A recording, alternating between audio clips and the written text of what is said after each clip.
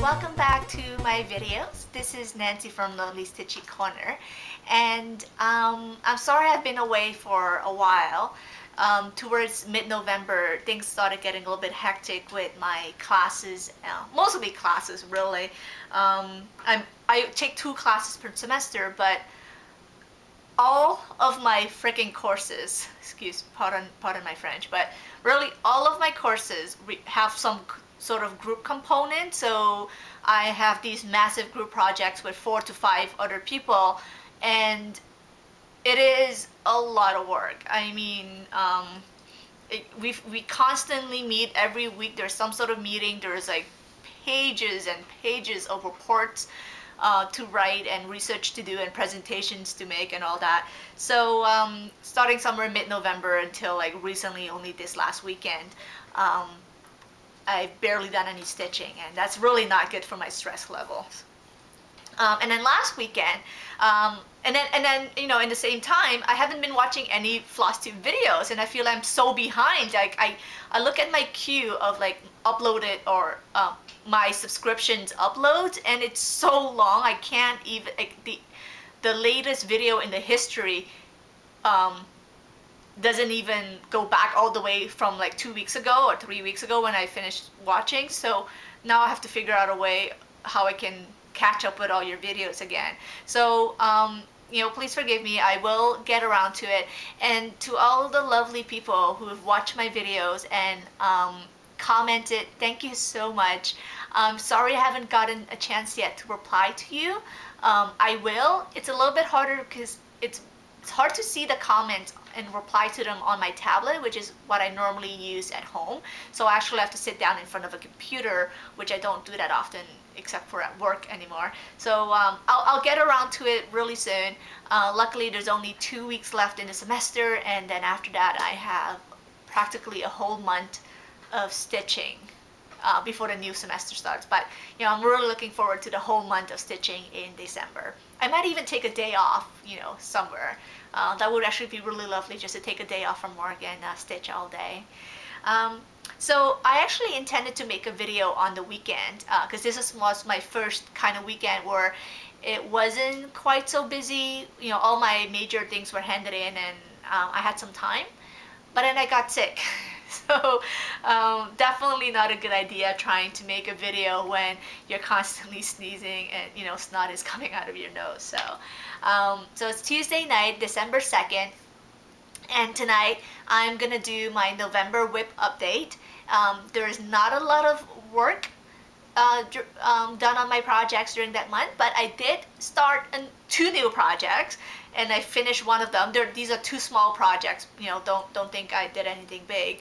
And then I also want to show you some of my haul. I don't know if you can see this, but to my right over here, I have a stack of fabric that I bought, and then I also got some floss from Mo's sale, some lovely, lovely silk floss. So we'll go over that, and then I'll do another video with the patterns that I purchased during the last few month and a half, as well as another video to talk about my wish list, because as you know, the end of the year is coming. Well, the end of the year is coming to an end, and then in January I want to start a whole bunch of new projects, so we'll talk about that as well. So the first update I want to show you is my Frosted Pumpkin Stitchery Woodland Sampler. I stitched this, I'm pretty sure, on the 1st of November as soon as I could, and the November month is a lovely gray squirrel on a tree branch with lots of glittery snow. So I did use the Cosmo metallic for this, and as I said before, I find it really easy to work with. The only small issue I have with it is that it frays really quickly at the ends, so I have to keep my lengths pretty short and work quickly.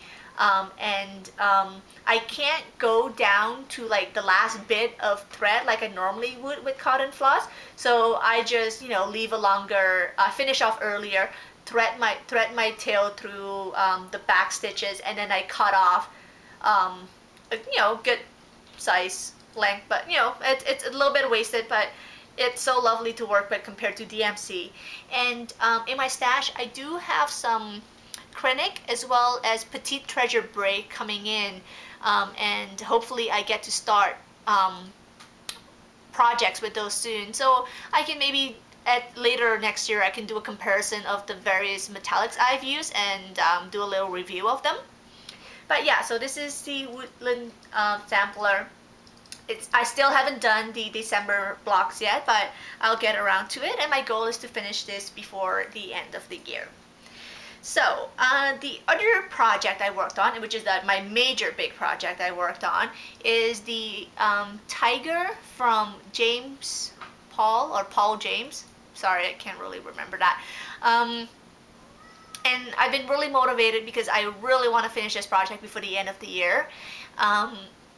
So here it is. I can't really remember where I left off in my previous WIP video. I think I might have finished the branch at the bottom. Let me see if I can hold this up and point at the same time. So maybe the branch at the bottom. So I've worked on the bottom part of the tiger, and generally I like to stitch this. First of all, I love this project. Like, the colors are just amazing. And when it's finished, you can see the pose that the tiger is sitting in with his like hind legs like kind of tucked in behind him. It reminds me of the pose that my cats like to sit in. So it's kind of funny, you know, that small and big cats, they all have they're very much similar. Anyways, so when I'm stitching this, what I like to do is go color by color within a specific area. So it's really interesting to see the tiger, the fur coming to life, because, you know, honestly, those shades of orange and cream and whatever not, they freaking look alike. If there was no color number, and if I didn't label my flaws, I would have no idea what I was looking at. So, but when you put them all together, and that one little shade of cream is just itty bitty more yellow than the next one, but when you put them all together and you layer it that way, the whole picture comes to life. And I really love it when a particular piece is like all the little squares are filled in, and you can really see, you know, all the depth in that part of the pattern. So really loving this pattern. I would say I'm halfway maybe, because the part over on this side here is not stitched, and the tiger goes like triangular, like a pyramid almost up, so there's really not that much left. I'm really hoping to finish it before the end of the year. Okay, so then I did stitch a tiny little bit on my octopus pattern, but it's really not worth mentioning, but I'll show you anyways. And I stitched this during one of those days I wasn't feeling very well, because it's easy. I don't really have to follow a chart very closely, and all I did was, you know, this extension of the green down here. That's it, not very much. But my goal for this project is to finish it by April next year. That means, you know, that's within the 1 year I started it. So I think I should be able to do so. We'll see. Okay, so then I wanted a project that I could take with me on the subway and stitch easily. So I made myself a little travel bag. Well, no, actually, that's a lie. Let me rephrase that. I put together a little travel kit, because this is a lovely bag, and I didn't make it. I bought it off Etsy from Mad Bird, and I love her project bags. I have a few of them. They're usually actually knitting bags, but this one was a perfect size for stitching as well. So in my project bag, I have first the pattern. This is a Tiny Modernist pattern. You might remember this from the trade show I went to. I picked this up. This is a Toronto sampler. I have my little piece of Ada that I cut out, and my one needle, and this is how far I got with the design. Surprisingly, it's not that easy to stitch on the subway. especially when it's winter. I didn't really realize it when I didn't really think it through when I started, because while my overall commute is 30 minutes, I actually only spent 15 to maybe 20 minutes of it sitting down in the subway. And that wouldn't have been an issue if, you know, I could spend all that time stitching. But during the morning, that's also when I like to pick up the Metro, which is a free newspaper, like a little short, small, like a smaller size version of the newspaper, if you guys don't know it. So I like reading that, and by the time I'm done reading, I only have about maybe 5 minutes of stitching left. And also in the winter, you know, I'm wearing a poofy winter jacket because it's cold, but then in the subway it's really warm, and then I want to take it off, and then I have all this like poofiness on my lap, and it's crowded, and it just feels awkward pulling all this stuff out and wrestling with it. So to be honest, I haven't really done that much stitching on the subway. I would probably say, except for like 3 houses or so, 3 of the 4 houses, most of it was like all the bigger parts were all done at home. Yeah, so it's not very good. Anyway, so what else I have in here is I have a little ring binder. This is a little bit messy, but I have all the colors that of the floss I need on this ring binder, and then whatever color floss I am working on at the moment, I just let it, you know, dangle freely in the bag. It's a little bit messy, but I can easily pull it out. And then I also have a little pair of scissors. This is a spare one that is actually not as sharp anymore, so I don't really like using it for my main stuff, but you know, on the subway it's not too bad. And then I have some thread heaven because I use thread heaven for everything. And I actually should keep an extra needle tucked in somewhere, because I have lost a needle before on the subway, and it's the most, and then that was on a long trip too, so it was the most annoying thing ever. I dropped the needle, nowhere to be found, and I had this long commute ahead of me with nothing to do. So yeah. Anyway, so this is my little project bag I carry in my purse every single day, but I rarely actually pick it out and work at it. Yeah, it's a shame. So the other thing that I'm very excited to show you, my other new start and also finish, is a little Christmas ornament design. It's not quite finished because while the stitching is done, the ornament hasn't been made up yet. And I started this because I got some lovely silk from Mo's sale, and I was just itching to start with it. So I found a simple design in one of the pattern books, and I stitched up this, let me see if I can hold it up, lovely little wreath. Yeah, it's a hard word to pronounce. So a little bit green wreath with some, I think, berries or pears, I don't really know, and a little red bird. So I'm really bad with birds, so I don't know what this bird would be. And also I did not stick with all the colors that were recommended on the actual pattern. The pattern also had some beading, but I don't have any beads, so I just improvised, and I just used whatever I had. And in the middle, if you can't read that, it says love and joy.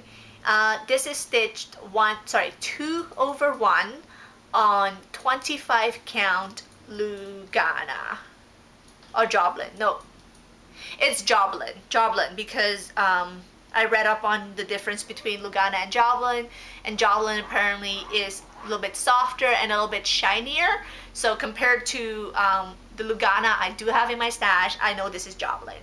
And here you go. Really love stitching with the silk. It is amazing. I do find though I have to keep the lengths pretty short because otherwise it frays really easily, but it is just so shiny.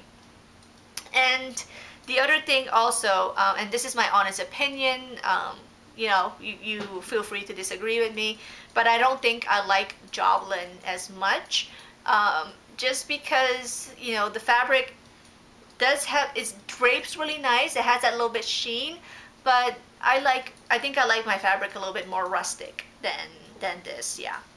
So what I plan to do is to stitch a border around it, and then stitch another piece that is maybe another wreath design, and then stitch those up together and make it into an ornament. So we'll see if I actually finish all of that, because honestly I thought the pattern, the design would be easy enough because it's so small and simple.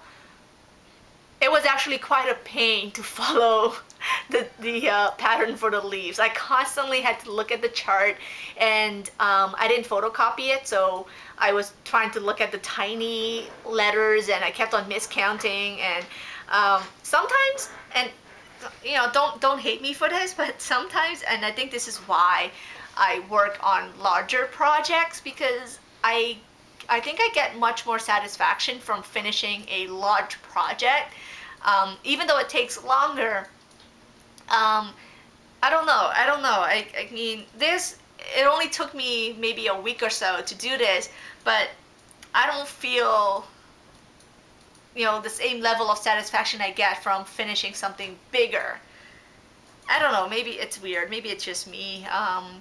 You know, sometimes I also think I should just also do smaller projects, because all these large ones are, as you know, when they take a while to finish, it's not really motivating. So I've gotten some smaller size patterns, and hopefully I can find the right balance here. Yeah.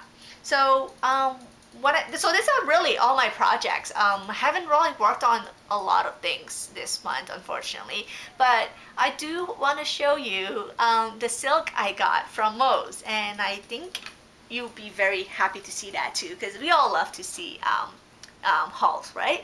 So I'm gonna take the camera and move it over, because I think it's much better to see it that way than me trying to dangle in front of the camera. So just bear with me.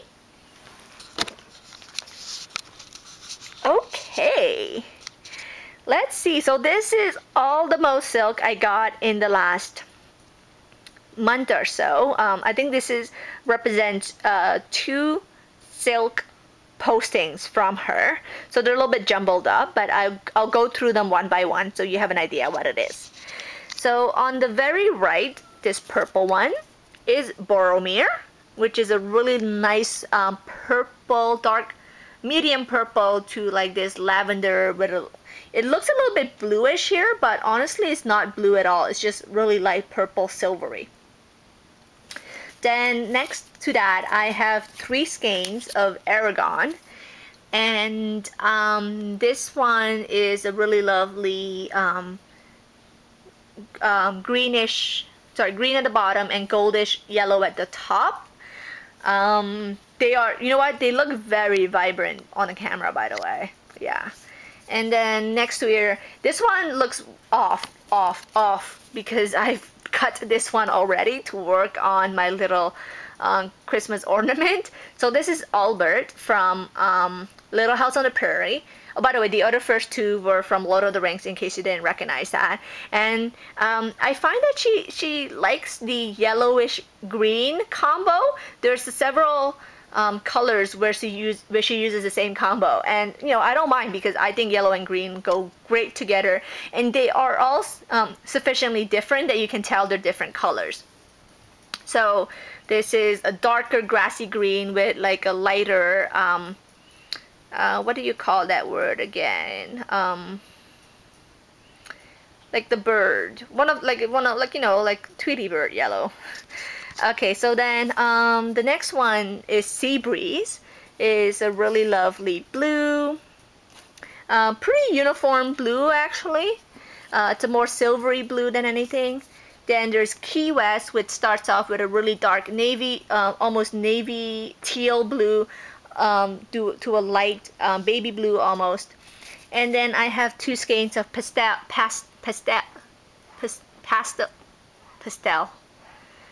Okay, this is a tricky word,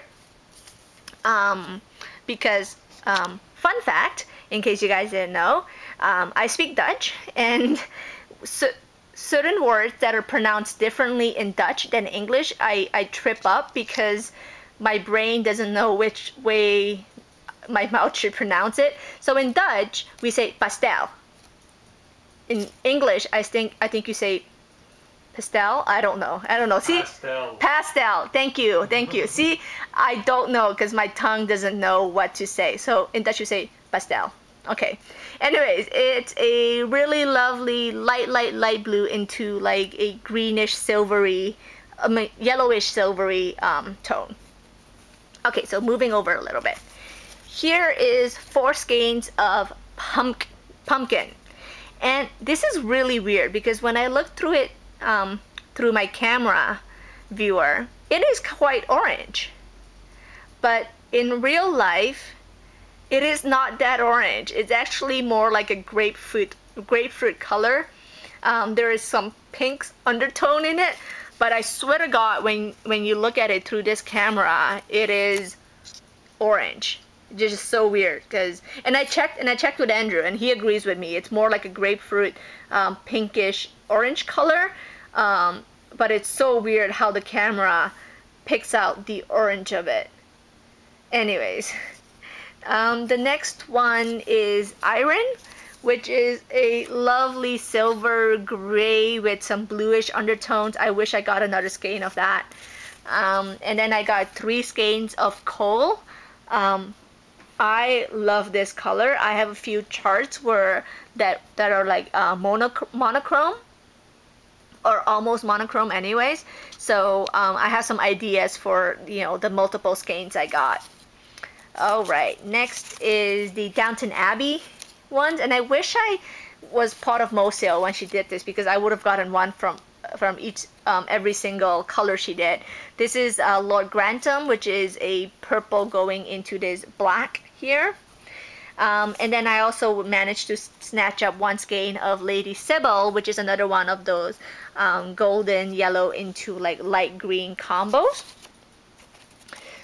Here's another one that I already used, so that's why I look so frazzled. This is, let me see, The Dead Zone, which is from Stephen King. So the rest of the silks I'm going to show you were all from the Stephen King novels, The Dead Zone. Really love stitching with this. There's very little variegation. It's more like tone on tone greens. So if she ever redyes this again, I highly recommend getting this for a nice medium green. So next is the Gunslinger, which is a coppery into like dark copper brown. 2 skeins of the Silver Bullet, which is so lovely, grayish, silver gray to like a darker, almost not quite steel gray, medium gray or so. Sorry, 3 skeins of that. And then 2 skeins of Carrie, which is what I used to stitch the little birdie with, and it is just so lovely.